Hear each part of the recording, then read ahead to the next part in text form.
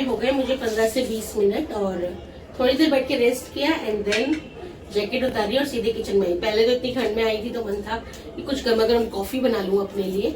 फिर मैंने कहा चल छोड़ कॉफी, डिनर ही बनाते हैं सीधे। तो गर्मा गर्म सूप बना रही हूँ। वैसे तो मम्मी ने आज डिनर बना दिया है, दाल राइस।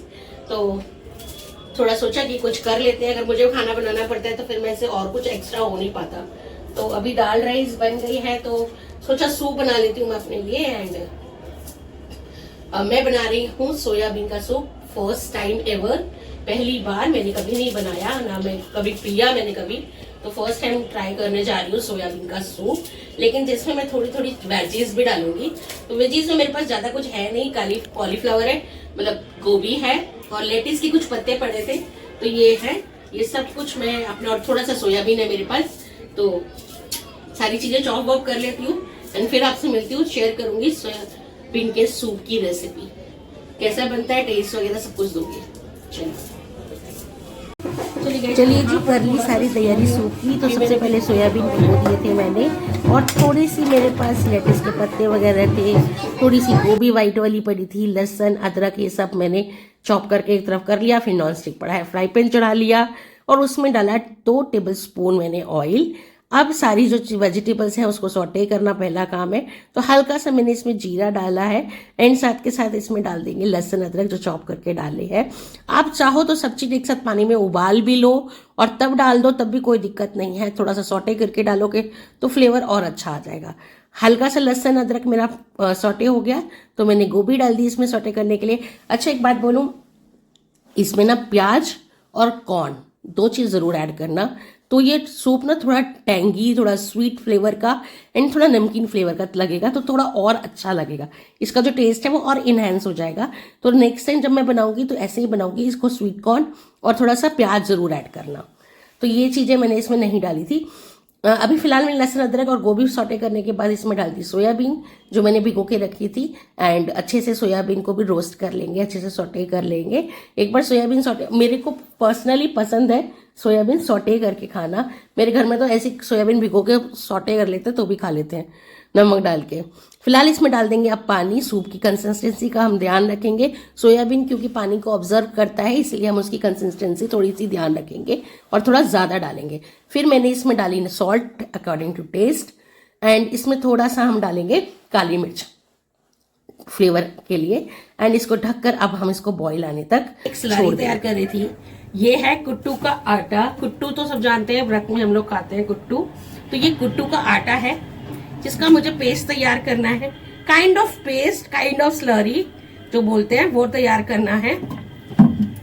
इसमें थोड़ा सा मैंने पानी ऐड किया, इसका लम्स नहीं पड़ने चाहिए, इसको एक स्लरी। अब यहाँ पर मैंने फ्राई पैन का ढक्कन हटाया एंड स्लरी मेरी बहुत अच्छे से रेडी थी। अब इसमें हम ये स्लरी मिला देंगे इसको थोड़ा थिक करने के लिए। आप चाहो तो इसमें ओट्स का आटा, हेल्दी के लिए, वैसे तो मैदे की स्लरी बनाते हैं लोग, लेकिन हेल्दी वर्जन के लिए आप इसमें कुट्टू डाल लीजिए, थोड़ा सा ओट्स का आटा मिला दीजिए। स्लरी की कंसिस्टेंसी आपने देख ली होगी डालते समय। अब ये देखना थोड़ा थोड़ा अपने आप ही थिक होना शुरू हो जाएगा। और यहाँ मेरा देखो कितने बढ़िया से सूप रेडी है। इसको 5 मिनट्स के लिए मैं और छोड़ूंगी थोड़ा और थिक करने के लिए। एंड ये देखिए यहाँ पर बहुत अच्छे से रेडी हो गया है। चलिए मेरा सूप बहुत अच्छे से रेडी है। अब इसको निकालते हैं, टाइम टू टेस्ट। तो यहाँ पर मैं एक इसमें ले लूंगी सूप, निकाल लूंगी।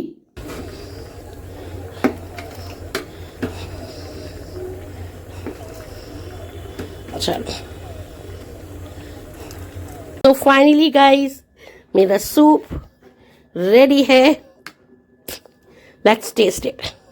पहली बार मम्मी टेस्ट करने वाली है। कैसे है मम्मा? अमेजिंग। बिना किसी स्टार्च के अच्छा खासा सूप मिल रहा है, बेकार है कोई? Must try. थोड़ा सा लेमन ऐड कर लेना, बहुत अच्छा लगेगा। लेमन जरूर ऐड करना।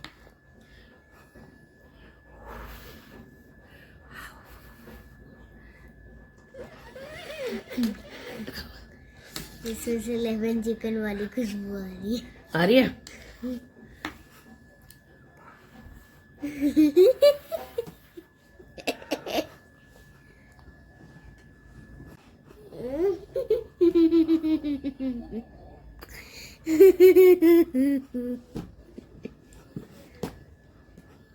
कौन कौन अपने लिए भी लेकर आ गया है? खाओ, नहीं खाऊंगी तो मैं बनाती नहीं ना चावल तो चलो खा लो।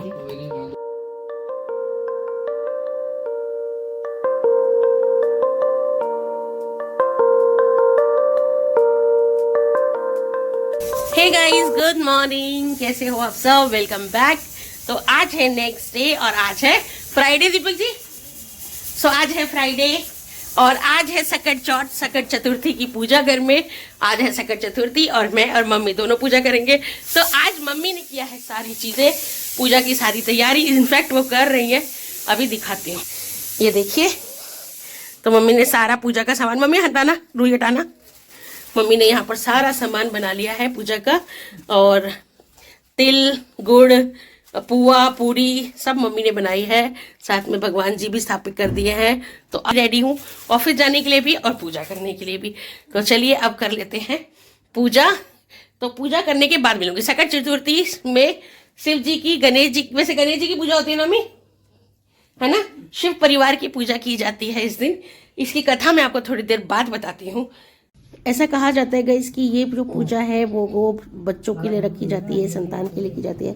साल में मैंने देखा है ऐसे 2 त्योहार आते हैं, जिसमें अहोई अष्टमी होती है जो कि आपको करवा चौथ के बाद आती है, और ये होती है सकट चौथ जो कि बच्चों के लिए पूजा की जाती है। स्पेशली इसमें गणेश भगवान की पूजा की जाती है। चलिए मैं थोड़ा सा आपको कथा सुनाती हूँ इसकी। इस व्रत में चंद्रमा को की पूजा भी विशेष महत्व है। इस व्रत में गणपति को तिल से बने तिलकुट का भोग लगाया जाता है। इसके लिए तिलकुटा चौथ भी कहते हैं। पढ़े इस व्रत में पढ़ी जाने वाली सकट माता और गणेश जी की जुड़ी ये कथा। एक शहर में देवरानी जेठानी रहती थी। देवरानी बहुत ही गरीब थी, बहुत मुश्किल से उसका गुजारा चलता था। वह जेठानी अमीर थी। देवरानी हमेशा गणेश जी से पूजा करके तिल चौथ की कथा सुनी। जेठानी के यहाँ काम करने चली गई। सोचा शाम को चंद्र अगर देखकर जेठानी की यहाँ कुछ खाना मिलेगा तो खा लेगी। शाम को जब जेठानी के घर खाना बनाया तो उस जेठानी का व्रत होने के कारण सभी ने खाना खाने से मना कर दिया। अब देवरानी ने जेठानी से बोला, आप मुझे खाना दे दो जिससे मैं घर जाऊं। इस पर जेठानी ने कहा कि आज तो किसी ने भी अभी तक खाना नहीं खाया, तुम्हें कैसे दे दूं? तुम सवेरे ही बचा हुआ खाना ले जाना। ऐसे में देवरानी बहुत दुखी।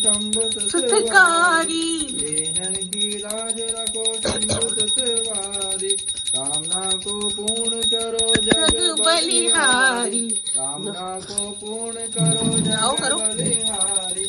जय गणेश जय गणेश जय गणेश देवा। माता जाकी पार्वती पिता महादेवा, माता जाकी पार्वती पिता महादेव। भगवान गणेश की जय, पार्वती के लल्ला की जय। जय गणेश। गाइस, पता है गाइस, आज मैंने कितने सारे कपड़े पहने हुए हैं। आज इतने सारे कपड़े पहने हैं।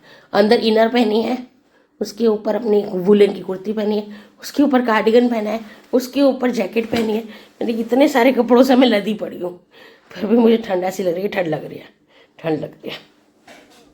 चलो खैर, आ गए ऑफिस में और आज मैं लंच में लेकर आई हूँ सूप। मैंने कल सूप बनाया था जो वो वाला सूप लेकर आई हूँ। सोयाबीन का थोड़ा सा बच गया था तो मैंने कहा आफ्टरनून में आज लंच में हम वही पियेंगे। तो यस, तो छोटा सा ये डे था। आई नो कि मैंने बोला था कि आपके पास मैं एंटी इन्फ्लामेटरी डाइट वाला वीडियो लेकर आऊँगी, तो ऑफकोर्स लेकर आऊँगी। वो नेक्स्ट व्लॉग होगा मेरा अब इससे, क्योंकि सकट चौथ की पूजा आ गई थी तो मैंने कहा ये भी चल शेयर कर देती हूँ। एंड सोयाबीन का नया सूप ट्राई कर रही थी तो मैंने कहा ये तो शेयर करना बनता ही है अपने सब्सक्राइबर साथ। ये हाँ, और एक आया था, 2-3 बार कमेंट आ गए कि आपने गलत इंग्लिश मत बोला करो, बच्चे उससे सीखते हैं, ये है वो है। Thank you for correcting me. पहली बात, पहले मुझे करेक्ट करने के लिए थैंक यू। एंड मैं इंग्लिश बोलने की कोशिश, मतलब सीख रही हूँ, करेक्ट अपने आप को ट्राई टू स्पीक ना होता है ना कि एक अच्छे से बोलना सीखना, इंग्लिश में बात करना, प्रॉपर वो फ्लुएंटली जो होती है बात करने का तरीका, उस वे में बात करने की कोशिश करती हूँ, जिसके लिए मैं काफ़ी कुछ करती हूँ। आप लोगों के साथ बातें करती हूँ, आप लोग कनेक्ट कर देते हो। दिव्या के साथ उसको पढ़ाती हूँ तो उसकी बुक्स रीड करना, नई नई वर्ड्स को रीड करना, उसको पढ़ना, उसके बारे में समझना, उस गूगल पे सर्च करना उसका मतलब क्या होता है, उसको बोलने की कोशिश करना। And I know reading is the best way to speak fluently in English, है ना। पढ़ना, रीडिंग से सबसे ज़्यादा आपके, एक तो सबसे बड़ी बात है आपकी ना करेक्शंस होते हैं, इंग्लिश के वर्ड्स करेक्ट होते हैं, तो वो सब कोशिश मैं करती रहती हूँ। हाँ, जहाँ तक बात है कि मैं ना बोला करूँ तो ये गलत होगा, मैं बोलने की कोशिश करती हूँ। इससे देख कर मेरी बेटी भी सीखती है कि मम्मा बोल देती है तो मैं भी ट्राई करूँ बोलने की। हाँ, कुछ गलत होता है तो मैं सीख जाती हूँ, या दिव्या को बोल देती हूँ कि दिव्या बेटा मैं इसको गूगल पे से सर्च करके आपको बताऊँगी। तो यहाँ तक कि मैं अपनी बेटी के साथ भी, हाँ, आपने डिसकंटिन्यू एंड अनकंटिन्यू में मुझे उस टाइम बोला था तो मैं समझ गई थी, thank you for correcting me. But language तो लैंग्वेज है यार, कोई बात नहीं, हर तरह की लैंग्वेज सीखनी चाहिए। मैं आज अपनी एज में भी सोचती हूँ कि मेरी इंग्लिश अच्छी होनी चाहिए, मुझे अच्छे से बात करनी आनी चाहिए। तो और दिव्या को अच्छे स्कूल में डाला हुआ है कि हम सोचते हैं कि उसकी इंग्लिश बेटर हो, अच्छी हो, हम अच्छा बोले, अच्छी पढ़ी लिखी हो। हम उतने नहीं हैं, बिलो द एवरेज स्टडीज़ है हमारी। किसी ने पूछा भी था प्रिया आपकी स्टडीज़ कैसी है, तो मेरी स्टडी बहुत बिलो द एवरेज रही है। मैं पढ़ते पढ़ते मेरी शादी हो गई है, तो मैंने बहुत अच्छी स्टडी नहीं करी बिकॉज मेरी मदर पैरालाइज हो गई थी, घर की जिम्मेदारियां मेरे ऊपर आ गई थी, मदर की जिम्मेदारी मेरे ऊपर आ गई थी। फिर 21-22 साल में मेरी शादी भी हो गई, तो मिड ऑफ द पढ़ते पढ़ते शादी भी कर ली। तो वो सब कुछ बहुत बहुत बिलो दी एवरेज मेरी स्टडीज़ रही है, तो उतनी अच्छी मेरी स्टडीज़ नहीं है। बट ये है क्योंकि मैं काम करने लगी, जॉब करने लगी, बाहर निकलने लगी, तो वो एक होता है ना, आप जब बाहर जाते हो, बाहर काम करते हो, तो आपकी पहनावा, आपका ओढ़ना, आपका बोलना, आपकी वे ऑफ टॉकिंग, आपका रहन सहन उस तरीके का कन्वर्ट हो जाता है, तो आप थोड़े से अच्छे लगते हो। तो वो वाली बात है। बट आई वांट कि मेरी डॉटर बहुत अच्छी, मेरा जो मन है कि वो यूपीएससी क्लियर करे, वो IAS IPS और एक अच्छे अधिकारी के पद पर जाए, मेरा बहुत मन है। पर बाकी भगवान जाने जो उसकी किस्मत में लिखा होगा। बट यस, मेरा तो मन यही है। एंड तो next vlog will be on anti inflammatory diet, तो पहले उसके बारे में हम बात करेंगे एंड शेयर करूँगी आपके साथ सारी चीज़ें। चलिए, फिलहाल आप सभी को सकट चौथ की बहुत बहुत शुभकामनाएं। एंड प्लीज़ मुझे बताना आप में से कौन कौन सकट चौथ की पूजा करता है, कमेंट सेक्शन में डालना।